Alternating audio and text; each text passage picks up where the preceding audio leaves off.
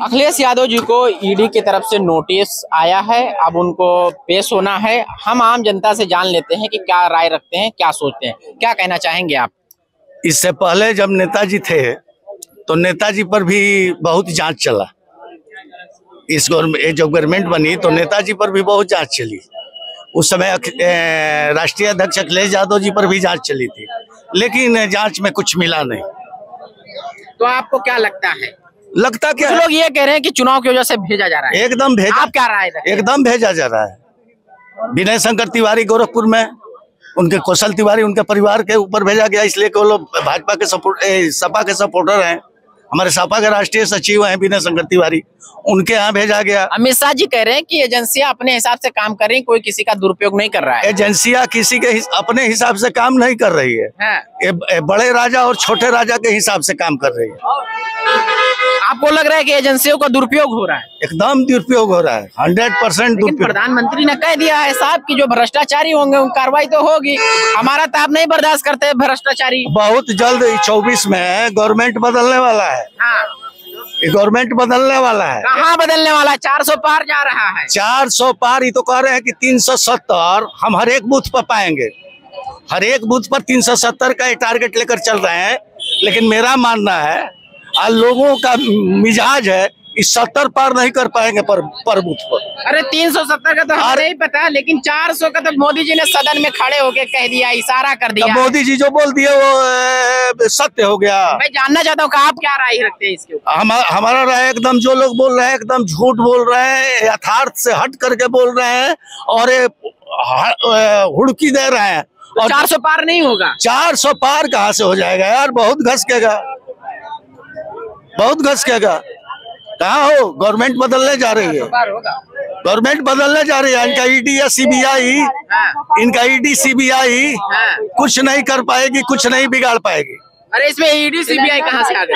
तो ED CBI से धमकी दिलवाकर 400 पार करने के लिए अपना प्रोग्राम बना रहे हैं ना। माने मतलब वो आपके पूछने का जो धमकी ईडी सीआईडी का जो नाम ले रहे हैं, तो ईडी या सीबीआई भेज करके और किसको हड़का रहे हैं? वो अखिलेश यादव को नहीं हड़का रहे हैं। हाँ। वो आम जनता को हड़का रहे हैं, जिस जनता के मुस्कान चेहरे पर मुस्कान नहीं है। जनता को तो मोदी जी ने अपना परिवार ही मान लिया, एकदम परिवार मान लिया कि 80 करोड़ भिखमंगा है इस देश में। 80 करोड़ लोगों को उन्होंने भिखमंगा बना दिया 1.25 करोड़ अरब में। बताइए कैसे भिखमंगा? 80 करोड़ लोगों को जीने का सहारा मिला? जीने का सहारा नहीं मिला। उन्होंने कहा कि देश में 80 करोड़ लोग गरीब हैं, उन्होंने गरीब। अरे तब क्या क्यों दे रहे हैं? क्या बात? बोलने दीजिए, बोलने। अभी क्या कहा था उसने? कितने अब यहाँ 60 करोड़ केवल गरीब बचे हैं और सब गरीबी रेखा बाहर आ गए। सुने गरीबी रेखा बाहर आ गए। राशन हमको भी मिलता है, यहाँ रियल एस्टेट का व्यवसाय करता हूँ, हमको भी 3 यूनिट। और सुनिए इससे पहले भी अगर राज्यसभा को लेकर जो बता रहे तो बहुमत में रहेंगे। 8 सीटें आ गई ना, 8 सीटें आ गई। ये 8 नहीं 80 है। और मैंने एक कविता भी लिखी है इसके लिए, मैं सुना दे रहा हूँ। लोकसभा चुनाव का आगाज है 8। ये 8 का आंकड़ा मैं बता दे रहा हूँ। ये 8 नहीं, ये एक मंत्र है, ये समझिए। लोकसभा चुनाव का आगाज है 8। 80 सीटों पर जीत का राज है 8। विपक्ष के सीने पे कल जो गिरी थी वो गाज है 8। भाजपा के सर पे सजाया वो ताज है 8। क्या कहना चाहेंगे? राजा की गारंटी है। क्या गारंटी है कि बेरोजगार रोजगार माने जाएगा तो लखनऊ और दिल्ली के सड़कों पर युवक और युवतियों को घसीट करके मारेंगे। इसकी गारंटी है, इसकी गारंटी है। 80 करोड़ लोगों को कटोरा पकड़वा दिया, इसकी गारंटी है। दिखाइए, रुकिए, बात पूरा हो जाने दीजिए। मोदी चलेंगे। ठीक बात, तू चल बा। हाँ, तारे नियर में। बोलो, आप कहिए अपनी बात। हाँ, तो कहने का मतलब है कि लोगों के चेहरे पर मुस्कान नहीं है। बेरोजगारी दर बढ़ता जा रहा है हिंदुस्तान में। अरे आप मुस्कुरा रहे हैं, आप पेंशन पाते होंगे, लेकिन गांव में जाकर के देखिए, गरीबों के चेहरे पर आवास के नाम पर पारा एक जगह है। सुनिए, पारा एक जगह है। अखिलेश यादव जी ने पारा में अपने कार्यकाल में बहुमंजिली इमारत बनवाया गरीबों के लिए कि गरीबों को अलॉट किया जाएगा। उनकी गवर्नमेंट गई और वो क्या क्या किया, चूंकि लोहिया जी के नाम पर था तो इनको नाम से भी चिढ़ है। और नाम ध्यान दीजिए, छोड़िए। और वहां पर आज तक अलॉटमेंट नहीं हुआ। अरे यार, नाम बदलने के तुम माहिर हो। तुम थी दीने दयाल जी के नाम पर, अटले जी के नाम पर, किसी महापुरुष के नाम पर नाम बदल देता। सुनिए, लोहिया के नाम, लोहिया जी का नाम हटा, अगर किसी के नाम पर बदल करके अलॉट कर देता तो कम से कम गरीबों का उद्धार होता, गरीबों का उद्धार हो जाता। अखिलेश यादव का काम क्या? अखिलेश यादव रहते तो इस तरह तुम चिल्लाता नहीं, बेरोजगारी भत्ता मिलता, बेरोजगारी भत्ता। क्या कहना चाहेंगे बड़े भाई? ईडी भेजा गया, ईडी की तरफ से नोटिस आया, क्या कहेंगे अखिलेश जी को? आगे आ जाइए, थोड़ा आगे आइए। देखिए भैया, अभी बोलने जा रहे थे आप। हाँ, विकसित भारत मोदी की गारंटी मैं बता रहा हूँ। एक सुझाव पेटिका के लिए हर राज्यसभा में 2-2 गाड़ियां भेजी गई, वहाँ सुझाव पेटिका जाएंगी। वहाँ पर लोकल जो जनमानस होगा वो सुझाव देगा कि विकसित भारत को मतलब फलीभूत संपन्न करने के लिए किस तरीके, और उन्हीं के सुझाव उठा के उचित सुझाव। विकसित भारत का क्या कल्पना आप क्या कर रहे हैं, मतलब क्या समझाना आम जनता में? समझ रहा ये जो गाँव की पब्लिक ऑडियंस देख रही हो वीडियो हमारे, वो क्या समझेगी विकसित भारत को? क्या होगा विकसित भारत में? जो योजनाएं भारत सरकार से मोदी जी ने दी हैं, उनके अगर कोई सुझाव होगा तो वो समाज देगा, इसीलिए ये सुझाव पेटिकाएं भेजी गई हैं। अच्छा, इस विकसित भारत में क्या शिक्षा सामान हो पाएगा? मतलब शिक्षा, जैसे गरीब अमीर का सब एक ही स्कूल में एक ही जैसे शिक्षा मिलेगा, जो अभी 2 है, अमीर का अलग, गरीब का अलग, प्राइमरी में अलग, प्राइवेट में अलग। देखिए, कोई आज का नहीं है, ये बदलाव हो पाएगा। ये 70 सालों का जहर है जो घोल के रखा था विपक्ष, पहले 49 सालों में कांग्रेस ने और अन्य राज्य सरकारों ने जो घोला हुआ था, वो इतनी जल्दी जो है धीरे धीरे सब सही होगा।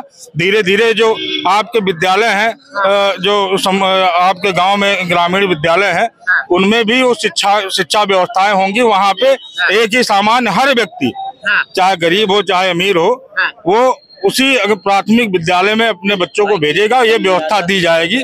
लेकिन अब 49-70 सालों का जो जहर है इतनी जल्दी विकसित भारत, बिल्कुल क्या कहना है? जो बोल रहे हैं कि अमीर गरीब का, किसी का अमीर का बेटा जाएगा तो VIP स्कूल में, बढ़िया स्कूल में, और वही गरीब का लड़का प्राइमरी में जा रहा है, वो प्राइमरी का टीचर ऐसे हो गए हैं कि कुर्सी पे सो जा रहे हैं। अब कहाँ 14 से पहले बात? अरे भैया, इस समय भी हो रहा है। चलिए आपको दिखा दे प्राथमिक विद्यालयों की हाल। टीचर जाते हैं, खिचड़ी खाओ, घर पे जाओ। कोई टीचर ऐसा नहीं है कि जो हम कह रहा हूँ कि एक LKG UKG के बढ़िया स्कूल के लड़कों से और प्राइमरी के 5वीं तक के लड़के पढ़ ले बेचारा 8वीं तक, तो उनका लेवल नहीं कर पाएंगे। मिड डे मील में कैसा बच्चों को? आप बताइए, ये क्या बता रहे हैं?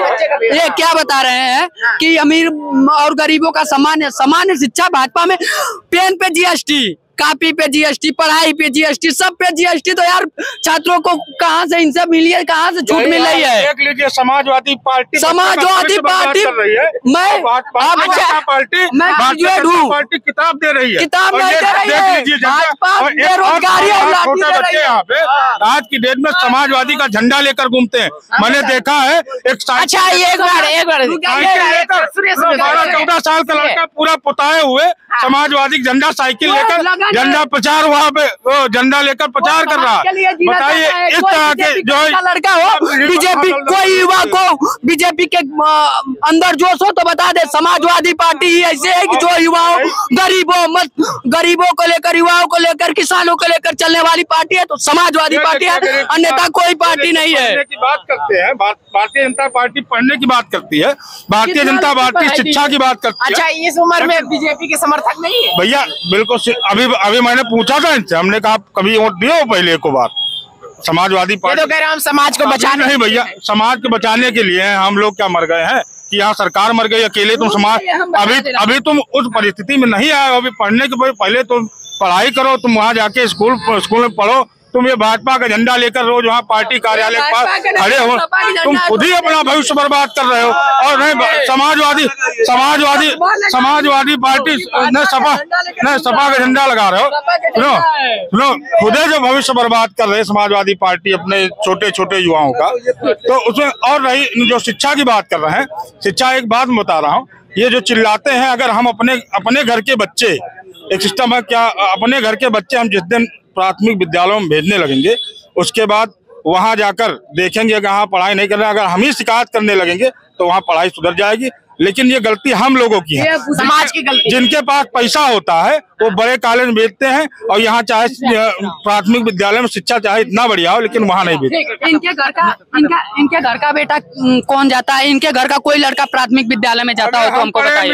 अरे हम भी पढ़ा हूँ प्राइमरी स्कूल में, हम भी पढ़ा हूँ मिडिल में, मैं ग्रेजुएट हूँ, BA कर रहा हूँ, ग्रेजुएट हूँ मैं, ये कहाँ भैया, कहाँ से कर रहे हो? आशा PG कॉलेज शिखरी जाकर हमारा बायोडाटा देख लीजिए, वीर बहादुर सिंह पूर्वांचल यूनिवर्सिटी वहाँ से संबंधित है, इनको जाके देख लीजिएगा। हमने 5 सेमेस्टर का पेपर भी दे चुका हूँ, हिंदी संस्कृत भूगोल।